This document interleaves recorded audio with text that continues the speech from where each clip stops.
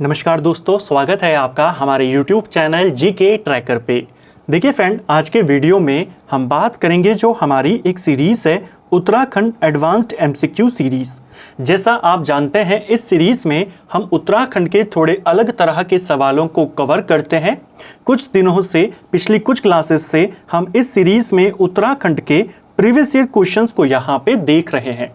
आज की वीडियो में भी हम उत्तराखंड के जो 2023 से 25 के दौरान सवाल आए हैं आपसे, उनके कुछ सवालों को देखेंगे और कुछ अलग तरह के इम्पोर्टेंट सवालों को भी कवर करेंगे। अगर आपने हमारी इस सीरीज़ की पिछली क्लासेस को नहीं देखा है तो आप प्लेलिस्ट में जाकर उनको देख सकते हैं। 23 क्लासेस हमारी इस सीरीज़ की कंप्लीट हो चुकी है। आज 24वीं क्लास यहाँ पर देखेंगे।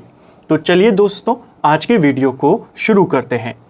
आज का हमारा पहला सवाल है, कीर्ति नगर आंदोलन कब घटित हुआ था? देखिए, कीर्ति नगर आंदोलन ये हुआ था 1948 में। ऑप्शन ए सही आंसर होगा। टिहरी रियासत में दो प्रमुख आंदोलन हुए थे। एक हुआ था सकलाना विद्रोह, इसको कहते हैं, या सकलाना आंदोलन, और एक हुआ था कीर्ति नगर आंदोलन। ठीक है, जो सकलाना विद्रोह था ये 1947 में हुआ और कीर्ति नगर वाला 1948 में हुआ। आपसे सवाल बन सकता है कि किस विद्रोह या किस आंदोलन के दौरान बोलूराम और नागेंद्र सकलानी शहीद हुए थे? वे कीर्ति नगर आंदोलन के दौरान शहीद हुए थे। अगर आपसे सवाल बनेगा जो कीर्ति नगर आंदोलन हुआ यह किसके नेतृत्व में हुआ, नागेंद्र सकलानी का नाम ही आपने बताना है। ठीक है, ऑप्शन ए सही आंसर होगा। टिहरी में इस आंदोलनों के अलावा और भी विद्रोह हुए, उनके बारे में भी आपसे सवाल बना है। जैसे 1861 में अठूर विद्रोह हुआ था, किसके नेतृत्व में हुआ? बद्री सिंह असवाल के नेतृत्व में हुआ। ठीक है, तिहाड़कर के खिलाफ। इसके अलावा 1904 में कुंजड़ी वन आंदोलन हुआ, इसका नेतृत्व किसने किया? इसका नेतृत्व अमर सिंह के द्वारा किया गया था। ठीक है, प्रसिद्ध पुरातात्विक स्थल गौविशाण का सर्वप्रथम सर्वेक्षण किसने किया था? जो एक फेमस पुरातात्विक स्थल है हमारा गौविशाण, यानी कि आज का काशीपुर। ठीक है, इसका सबसे पहले सर्वेक्षण कनिंघम ने किया था। ऑप्शन ए सही आंसर होगा। देखिए, गौविशाण के बारे में हमें बताया किसने? गौविशाण के बारे में हमें ह्वेनसांग का जो यात्रा वृतांत है उसमें जानकारी मिलती है। ह्वेनसांग ने अपने यात्रा वृतांत में एक गौविशाण नामक शहर के बारे में लिखा है, यानी उसने काशीपुर को गौविशाण कहा। क्वेश्चन बनता है, ह्वेनसांग ने अपने यात्रा वृतांत में काशीपुर को क्या कहा? आप कहेंगे गौविशाण। बाद में इसका सर्वेक्षण करवाया पूर्ण तरीके से कनिंघम ने, और कनिंघम ने कहा, कनिंघम ने इसका सर्वेक्षण कब करवाया था? लगभग 1869 में। और कनिंघम ने फिर हमें बताया कि ह्वेनसांग जिस गौविशाण की बात कर रहा है वो आज का काशीपुर है। तो काशीपुर को गौविशाण ह्वेनसांग ने कहा और वो गौविशाण काशीपुर ही है, ये सबसे पहले बताया कनिंघम ने। इससे ध्यान रखना। काशीपुर की स्थापना कब होती है? काशीपुर की स्थापना 1639 में जो चंदों के एक अधिकारी थे, काशीनाथ अधिकारी, उन्होंने करी थी। ठीक है, वर्तमान काशीपुर ही ह्वेनसांग द्वारा वर्णित गौविशाण है, ये किसने बताया? अभी हमने देखा, कनिंघम ने बताया। ठीक है, पुराना लिपुलेख दर्रा, जहां से तीर्थयात्री कैलाश शिखर को देख सकते हैं, उत्तराखंड की किस घाटी में स्थित है? देखिए, जो प्रसिद्ध लिपुलेख दर्रा है हमारा, जहां से तीर्थयात्री कैलाश शिखर को देख सकते हैं, ये पड़ता है जौहार घाटी में, पिथौरागढ़ की। ऑप्शन बी सही आंसर होगा। जो लिपुलेख दर्रा है ये पिथौरागढ़ और तिब्बत के मध्य में स्थित है, यानी इन दोनों को जोड़ता है। यह आपके किस घाटी में है? जौहार घाटी में पड़ता है। पिथौरागढ़ में 2-3 इंपॉर्टेंट दर्रे और हैं जो पूछे जाते हैं, जैसे सिनला दर्रा। सिनला दर्रा पिथौरागढ़ की दारमा और ब्यास घाटी को जोड़ने का काम करता है। दारमा और जौहार घाटी को जोड़ने का काम कौन करता है? ये करता है रालम दर्रा। इसको भी ध्यान रखना। ठीक है, महात्मा गांधी की किस शिष्य ने ऋषिकेश में पशुलोक आश्रम की स्थापना करी थी? देखिए, महात्मा गांधी की एक विदेशी शिष्य थी जिनका नाम था मीरा बहन। इन्होंने ऋषिकेश में पशुलोक आश्रम की स्थापना करी। इसके अलावा महात्मा गांधी की एक और विदेशी शिष्य थी जिनका नाम था सरला बहन। सरला बहन ने कौसानी में लक्ष्मी आश्रम की स्थापना करी थी? कई बार पेपर में आया है। तो लक्ष्मी आश्रम कहां पर बना? कौसानी में। किसने बनाया? सरला बहन ने। पशुलोक आश्रम कहां पर बना? ऋषिकेश में। किसने बनाया? मीरा बहन ने। इनके वास्तविक नाम पूछे जाते हैं। सरला बहन का वास्तविक नाम कैथरीन हाइलमन था और मीरा बहन का वास्तविक नाम मैडलिन स्लेड था। ठीक है। चौफला नृत्य निम्न में से किससे संबंधित है? यह भी प्रीवियस ईयर का क्वेश्चन है। जो चौफला नृत्य है हमारा, यह पार्वती जी से संबंधित है। ऑप्शन बी सही आंसर होगा। कहा जाता है कि पार्वती जी ने शिव जी को प्रसन्न करने के लिए यही नृत्य किया था। इस नृत्य में वाद्य यंत्रों का इस्तेमाल नहीं होता है, इसे भी ध्यान रखना। तालियां यहां पर बजाई जाती हैं, कथन वाले सवाल में बन सकता है। जो चौफला नृत्य है बेसिकली जो गुजरात का एक प्रसिद्ध नृत्य है गरबा, और असम का फेमस है बिहू, मणिपुर का है रास, इनके समान इस नृत्य को माना जाता है। इसमें वाद्य यंत्रों का इस्तेमाल नहीं होता, पार्वती जी से यह नृत्य जुड़ा हुआ है। ठीक है। इसकी कुछ अन्य शैलियां हैं जैसे लालूड़ी, खड़ा और मयूर। पूछेगा ये शैलियां किस नृत्य की हैं? ये चौफला नृत्य की हैं। ठीक है। जो चार भाव होते हैं हमारे रति, हास, मनुहार और अनुनय, ये चारों के चारों भाव किस नृत्य में समाहित होते हैं? चौफला नृत्य। ठीक है। निम्नलिखित सरिताओं में से कौन सी गिरथी नदी की सहायक नदी है? देखिए, गिरथी नदी की सहायक नदी आपने बतानी है। सही आंसर है कियोगाड़। जो कियोगाड़ है यह किसकी सहायक नदी है? गिरथी नदी की सहायक नदी है। देखिए, गिरथी नदी जो है बेसिकली ये पश्चिमी धौलीगंगा की सहायक नदी है। पश्चिमी धौलीगंगा की सहायक नदियों में ऋषिगंगा 1 आती है, इसके अलावा गिरथी नदी आती है और कियोगाड़ आती है।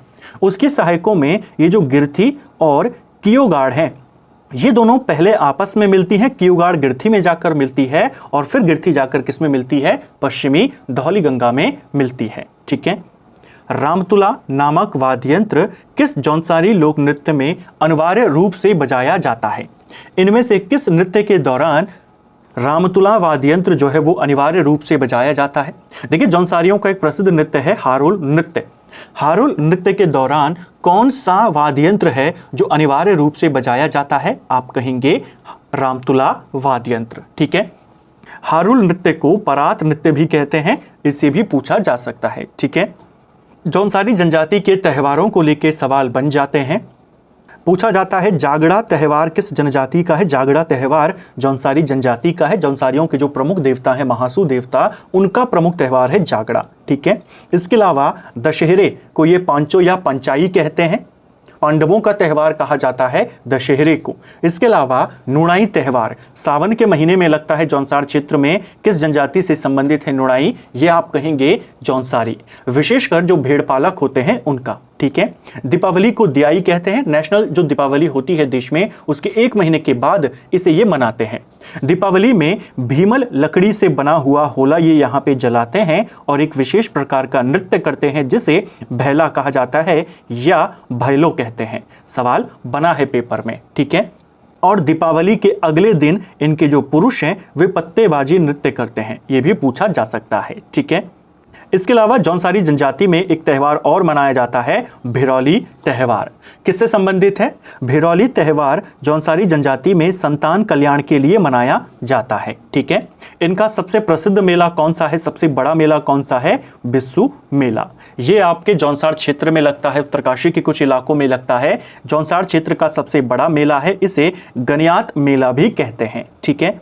वैशाख माह में इसे मनाया जाता है। इसके अलावा जन्माष्टमी को जौनसारी जनजाति में अठोई उत्सव के रूप में मनाते हैं। ठीक है। किस चंद शासक ने दारहा शिकोह के बेटे सुलेमान शिकोह को शरण देने से मना कर दिया था? देखिए, हम सभी ने पढ़ा है कि सुलेमान शिकोह जो था यह शरण मांगने आया था। दिल्ली से भागकर औरंगजेब से यह भाग रहा था। इसके पिता दारा शिकोह को औरंगजेब मार चुका था। ये इसको शरण किसने दी थी? इसको शरण गढ़वाल के राजा पृथ्वीपति शाह ने दी थी। ठीक है। लेकिन गढ़वाल में आने से पहले ये कुमाऊं में भी आया था। कुमाऊं में उस समय बाज बहादुर चंद का शासन था। बाज बहादुर चंद ने इसे शरण नहीं दी, हालांकि इसका सम्मान काफी किया और फिर इसको कुछ सहायता प्रदान करी और गढ़वाल की ओर भेज दिया। तो पहले ये किसके पास गया था? बाज बहादुर चंद के पास, जहां इसे शरण नहीं मिली। Option C. शरण किसने दी? पृथ्वीपति शाह ने। पर्वतीय राज्य परिषद की स्थापना किस वर्ष में हुई थी? देखिए, जो पर्वतीय राज्य परिषद है ये हमारी 25 जून 1967 को बनी थी। ऑप्शन ए सही आंसर होगा। किस जगह पर पर्वतीय राज्य परिषद का गठन किया गया था? इसका गठन रामनगर में किया गया था।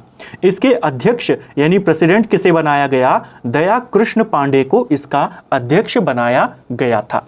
इसके उपाध्यक्ष कौन बने थे? गोविंद सिंह मेहरा इसके उपाध्यक्ष बने थे। इसके जनरल सेक्रेटरी यानी महासचिव कौन बने थे? नारायण दत्त सुंदरियाल इसके जनरल सेक्रेटरी थे।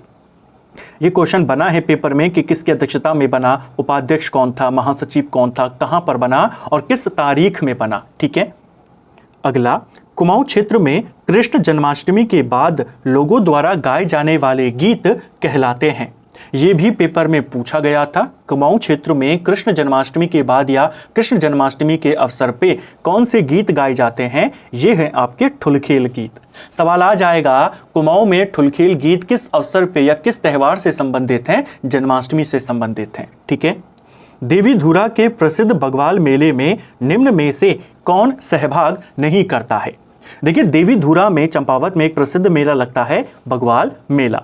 ये आपके कहां पर लगता है? चंपावत का जो देवी धुरा है वहां पर एक मंदिर है, बाराही देवी मंदिर, वहां पर यह मेला लगता है। ठीक है। इस मेले में बग्वाल खेला जाता है यानी पाषाण युद्ध यहां पर होता है। इस मेले का आयोजन किस अवसर पे होता है? अगर ये सवाल बन जाए, रक्षाबंधन के अवसर पर यहां पर होता है। ठीक है। पाषाण युद्ध के लिए फेमस है यह मेला। इस मेले में बेसिकली 4 ग्रुप भाग लेते हैं जिनको खाम कहा जाता है। इनमें कौन कौन से 4 ग्रुप हैं? एक ग्रुप को कहा जाता है चमियाल खाम। ठीक है। दूसरे को कहते हैं लमगड़िया खाम। ठीक है। तीसरे को कहा जाता है गहड़वाल खाम और चौथे को कहते हैं बालिक खाम। तो बालिक है, लमगड़िया है, चमियाल है, लटवाल इसमें शामिल नहीं है। ऑप्शन डी सही आंसर होगा। ठीक है। युद्ध में भाग लेने वाले जो 4 ग्रुप हैं जिनको खाम कहते हैं, उसमें चमियाल है, लमगड़िया है, गहड़वाल है और बालिक है। एक और सवाल आपसे बनता है इस मेले को लेकर कि जिम कॉर्बेट ने अपनी किस पुस्तक में बग्वाल मेले का उल्लेख किया है? तो जो जिम कॉर्बेट था उसने अपनी पुस्तक जिसका नाम है मैन ईटर ऑफ कुमाऊं, इस पुस्तक में बग्वाल मेले का उल्लेख किया है। ठीक है। जिम कॉर्बेट की कुछ और इंपॉर्टेंट पुस्तकें हैं, जैसे ट्री टॉप किसकी किताब है? जिम कॉर्बेट की है। ठीक है। ये जिम कॉर्बेट की आखिरी किताब है। जिम कॉर्बेट की आत्मकथा का क्या नाम है? जिम कॉर्बेट की आत्मकथा का नाम है जंगल लोर। ठीक है। ऐसे ही उनकी किताब है मैन ईटर ऑफ कुमाऊं, जिस पर बग्वाल मेले का उल्लेख किया गया है। उत्तराखंड में किस स्थान पर राहु का मंदिर स्थित है? ये भी पेपर में पूछा गया था। एकमात्र स्थान उत्तराखंड में जहां पर राहु मंदिर स्थित है यह पौड़ी गढ़वाल के पैठाणी में है। ऑप्शन ए सही आंसर होगा। विकल्प भी आपको इसी तरीके से दिए गए थे, हो सकता है अगली बार पैठाणी हटा दे, केवल डांगसेरा दे दे। तो पैठाणी गांव के डांगसेरा में स्थित है हमारा राहु मंदिर। ठीक है। उत्तराखंड के राज्य पक्षी मोनाल को वन्यजीव संरक्षण अधिनियम 1972 के किस अनुसूची में रखा गया है? जो मोनाल है यह हमारा राजकीय पक्षी है, इसे हिमालय का मयूर भी कहते हैं। किस ऊंचाई पर यह पाया जाता है? तो 2500 से 5000 मीटर की ऊंचाई पर यह पाया जाता है। इसका वैज्ञानिक नाम क्या है? लोफोफोरस इम्पीजेनस इसका वैज्ञानिक नाम है। जो मोनाल होता है यह मादा प्रजाति है, इसकी नर प्रजाति को डफिया कहते हैं। ठीक है। स्थानीय नाम इसका मोनाल है, मुनियाल है। इसके अलावा कश्मीर में इसे सुनाल कहते हैं, हिमाचल में इसे नीले गुरु कहते हैं, सिक्किम में चामदोंग, नेपाल में डंगन और भूटान में भुप के नाम से इसे जाना जाता है। ठीक है। उत्तराखंड में मोनाल की कितनी प्रजातियां पाई जाती हैं? 4 प्रजातियां पाई जाती हैं। इसका प्रिय भोजन क्या है? इसका प्रिय भोजन आलू है। ठीक है। इसके अलावा एक और चीज ध्यान रखना, जो आपसे सवाल बना है कि इसे 1972 में जो वाइल्ड लाइफ प्रोटेक्शन एक्ट आया था उसके अनुसूची 1 में रखा गया है। ऑप्शन ए हमारा इसका सही आंसर होगा। साथ में हमने जो दूसरे इंपॉर्टेंट सवाल हैं उनको भी कवर किया। जो IUCN होता है, जो रेड डाटा बुक जारी करता है, रेड डाटा बुक की सूची में इसे लाल श्रेणी में रखा गया है। ठीक है, अगला, उत्तराखंड के निम्नलिखित लोक आभूषणों में कौन सा सुमेलित नहीं है? देखिए, उत्तराखंड के 4 प्रमुख आभूषण दिए हैं यहाँ पे। हिरौदा आभूषण क्या पैर की उंगलियों में पहने जाने वाला आभूषण है? देखिए, हिरौदा एक प्रकार की अंगूठी होती है, यह पैर की उंगलियों में नहीं, हाथ की उंगली में पहनी जाती है। ठीक है, मुंडे कानों में पहने जाने वाला आभूषण है, ये आपका बिल्कुल सही है। चरेयू चरणों में पहने जाने वाला आभूषण है। चरेयू एक माला होती है जिसे गले में पहना जाता है। ठीक है, तीसरा भी गलत है। पौंजी या पौंची हाथों की कलाई में पहने जाने वाला आभूषण है, ये बिल्कुल सही है। केवल पहला और तीसरा आपके सुमेलित नहीं है, यही हमारे उत्तर है। ठीक है, निम्न में से किसे शौकांचल का भूषण कहा जाता है? शौकांचल का भूषण रूपा देवी को कहा जाता है। ऑप्शन बी सही आंसर होगा। एक सामाजिक कार्यकर्ता थी, कुमाऊं की पहली सामाजिक कार्यकर्ता इनको माना जाता है। काफी ज्यादा सामाजिक कार्य इन्होंने किए, महिलाओं को प्रेरित किया, देशभक्ति की भावना उनमें जगाई, जिस वजह से इनको शौकांचल का भूषण कहते हैं। ठीक है, कुर्मांचल महिला सुधार सम्मेलन का आयोजन किस वर्ष में किया गया था? देखिए, कुर्मांचल महिला सुधार सम्मेलन ये हुआ था 1932 में, और किसकी अध्यक्षता में? दुर्गा देवी पंत की अध्यक्षता में इसका आयोजन किया गया था 1932 में। अगला, किसके प्रयासों से तिलाड़ी कांड में मारे गए लोगों को शहीद घोषित किया गया था? देखिए, तिलाड़ी कांड 30 मई 1930 को हुई थी, एक घटना जिसमें जो चक्रधर जुयाल था वे गोलियां चलवाने का आदेश वहां पे दे देता है। कई सारे लोग उस घटना में मारे जाते, कई सारे लोगों को पकड़ा जाता है, उनको 20-20 साल की सजा वहां पे हो जाती है। जो मारे गए उनको शहीद का दर्जा, जो पकड़े गए उनको आंदोलनकारी का दर्जा किसके प्रयासों से मिला? जोत सिंह रवाल्टा के प्रयासों से मिला था। ऑप्शन सी सही आंसर होगा। इन्होंने लगातार इसके लिए काफी ज्यादा प्रयास किया, अभियान चलाया। भारत छोड़ो आंदोलन के दौरान क्रांतिवीर नाम के पैम्पलेट भी इन्होंने बांटे थे। ठीक है, वीर केसरी चंद को किस युद्ध के दौरान जापानी फौज द्वारा बंदी बनाया गया था? देखिए, जो वीर केसरी चंद थे आजाद हिंद फौज के सिपाही थे, उससे पहले ये अंग्रेजों की सेना में थे, यानी जो समय इंडियन आर्मी थी। इंडियन आर्मी की ओर से जब ये लड़ रहे थे 1942 में मलाय युद्ध में, इस युद्ध के दौरान इनको जापानी सेना ने बंदी बना लिया था। बाद में ये आजाद हिंद फौज में शामिल हो गए थे और फिर अंग्रेजों के खिलाफ लड़ने लगे थे। अंग्रेजों के खिलाफ लड़ने के लिए जब आजाद हिंद फौज मणिपुर के रास्ते भारत में आती है, इम्फाल में पुल उड़ाने का ये प्रयास कर रहे थे और वहां पर अंग्रेज इनको बंदी बना लेते हैं इम्फाल में, और फिर इनको 3 मई 1945 को फांसी की सजा दे दी जाती है। जौनसारी जनजाति से इनका संबंध था, काफ़ी ज़्यादा प्रसिद्ध। इनको लेकर के एक सवाल आता है कि वीर केसरी मेला कहाँ लगता है? चक्राता में लगता है, इन्हीं की स्मृति में। इनको फांसी कब दी गई वो भी पूछा जाता है, 3 मई 1945 में। उससे पहले ये इनको बंदी बनाया था जापानी सेना ने, कब? 1942 में मलाय युद्ध के दौरान। ठीक है, वर्ष 1908 में किसके द्वारा कुली एजेंसी की स्थापना करी गई थी? देखिए, कुली एजेंसी 1908 में बनी थी। किसने बनाई थी? जोत सिंह नेगी ने बनाई थी। ऑप्शन सी सही आंसर होगा। इसका नाम क्या रखा गया था? मैन पावर सप्लाई एसोसिएशन इसका नाम रखा गया। इसके संस्थापक भी जोत सिंह नेगी थे और इसके पहले सचिव भी जोत सिंह नेगी थे।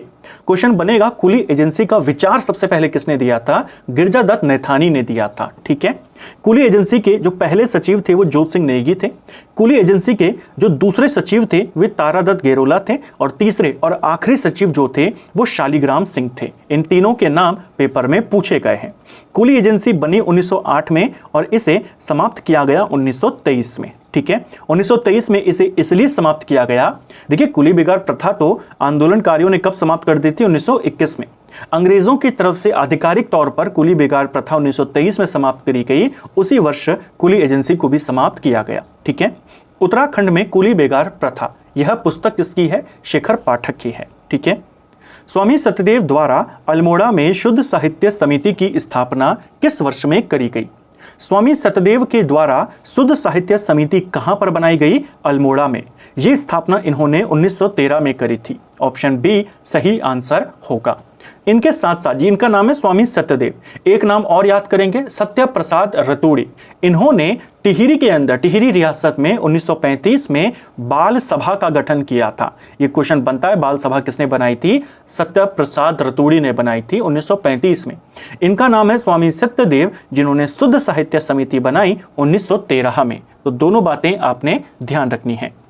तो फ्रेंड्स, ये था हमारा आज का वीडियो जिसमें हमने उत्तराखंड जीके के 20 इंपॉर्टेंट सवालों को यहाँ पे देखा।